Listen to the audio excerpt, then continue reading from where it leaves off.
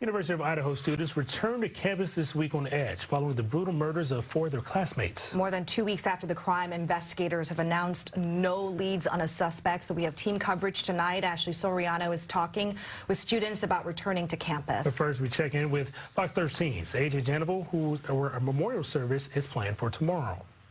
4 students murdered. The tragic and heinous attack happening where they should feel most safe, at their home.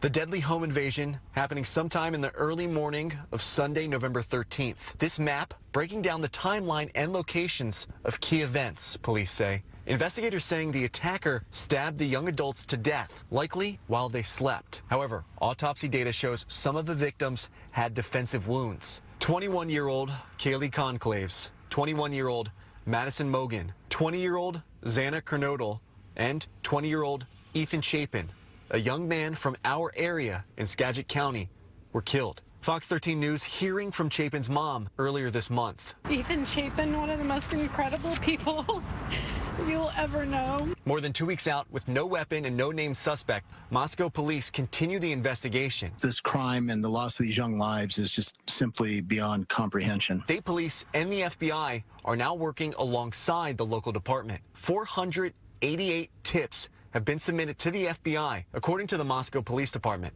But with the information also comes confusion and fear. Police spending a lot of time addressing rumors that continue to pop up, including conspiracy theorists on Reddit focusing on a red Mustang on South Deacon Street. However, police say the car is not connected to the case. One lead police are looking into is reports Conclaves had a stalker. Following investigations into this possibility, police have not verified if this is true. Officials are calling the murders a targeted attack, but not saying why they believe this to be the case. On the night of the murders, 2 other roommates and a dog were in the home and unharmed and unaware of the violence happening just feet away. Students at the university now deal with uncertainty as they return to campus. No one would have ever imagined something slightly like this could happen in Moscow, Idaho.